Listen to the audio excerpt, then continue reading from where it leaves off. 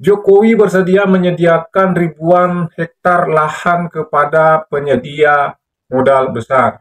Bahkan Jokowi dalam pidatonya bersedia mencarikan dan menyediakan langsung jika hitung-hitungan proposal yang diajukan sesuai dengan visi dan keinginan yang disiapkan atau ditentukan oleh Jokowi dan pemerintahnya pada saat itu.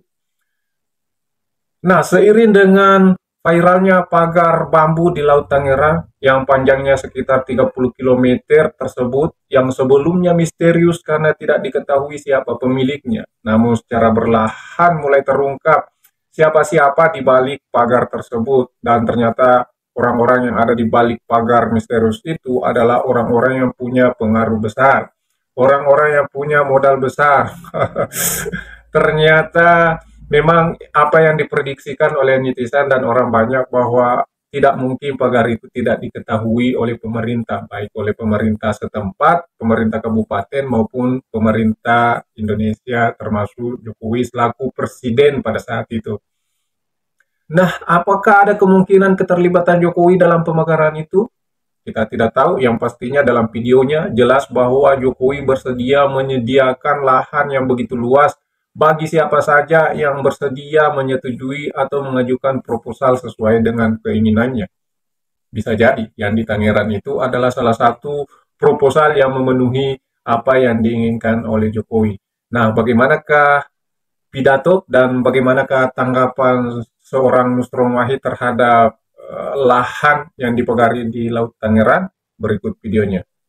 Ibu sekalian, ada yang memerlukan lahan dengan jumlah yang sangat besar, silahkan sampaikan pada saya.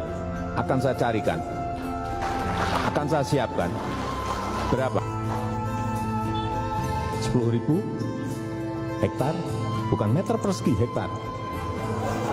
50.000 hektar.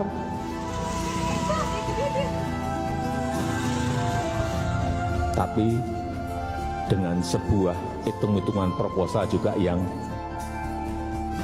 visible. Artinya ada visibility study yang jelas. Akan digunakan apa barang itu, lahan itu. Pemagaran laut itu adalah kerjaan orang yang serakah. Itu aja udah jawabannya. Jadi kalau orang serakah itu, ya, dia bagaimana penguasaan fisik itu dilakukan dulu. Awalnya pagarnya pagar bambu, tapi lihat nanti sebentar lagi jadi pagar beton. Itu pemerintah. Itu pemerintah pusat harus bersikap. Walaupun bagaimana, ini adalah di pasal 33 itu air, tanah, semua itu adalah tanggung jawab negara untuk kemaslahatan masyarakat. Firaun zaman dulu tenggelam di Laut Merah gara-gara mengejar Nabi Musa yang cuma 20-an kilometer jauhnya. Tapi Firaun zaman sekarang di Indonesia malah sibuk magerin laut pakai bambu sepanjang 30-an kilometer. Kalau Firaun asli masih hidup, mungkin dia bakal nangis lihat kelakuan penerusnya. Apalagi lautnya sudah dikasih sertifikat dan mau dibangun kota di atasnya, alias dijual ke para cukong.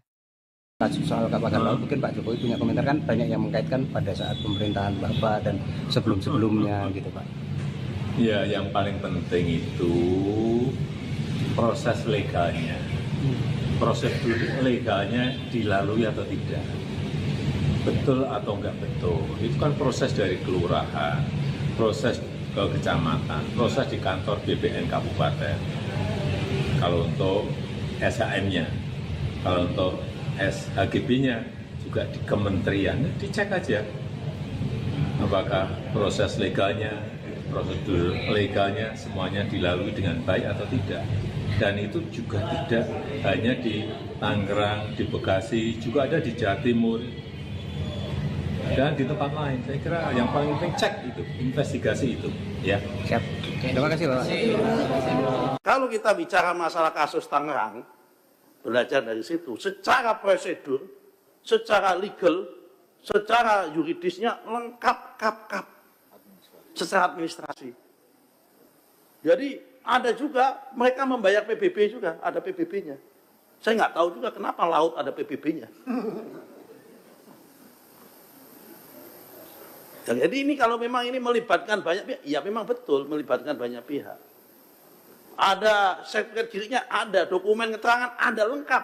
Secara prosedur maupun secara yuridis tidak ada yang dilalui. Kami sudah periksa satu persatu. Karena sebelum membatalkan itu kami memeriksa satu persatu. Hanya ketika kita cek fakta materialnya saja, kenanya di fakta materialnya itu. Dan ngecek fakta material ini kan harus dicocokkan, dipanggil dulu dan sebagainya. Itu pun banyak sekali ketika kami selesai sholat Jumat, ada beberapa SAM yang kami batalkan, saya di demo. Di kohort itu. Bagaimana nasib kami Pak kalau nanti dibatalkan? Bagaimana ini?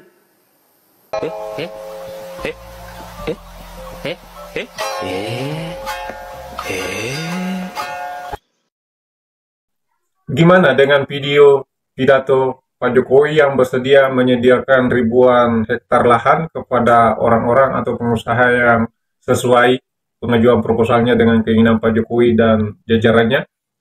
Atau bagaimana tanggapan Nusron Wahid yang mengatakan bahwa laut yang dipegari di Tangerang itu secara yuridis, secara administrasi itu lengkap. Dan jika lengkap, bukan tidak mungkin atau sebuah alasan yang absurd ketika dikatakan bahwa pemerintahan pada saat itu tidak mengetahui, termasuk di kelurahan, kecamatan, kabupaten, provinsi, bahkan sampai kepada Pak Presiden pada saat itu. Nah, bagaimanakah komentar kalian dan pendapat kalian setelah melihat video dari Pak Jokowi dan Pak Nusron Wahid? Apakah kalian punya pendapat lain? Silahkan tuliskan komentar kalian di kolom komentar. Terima kasih sudah menonton. Wassalamualaikum warahmatullahi wabarakatuh.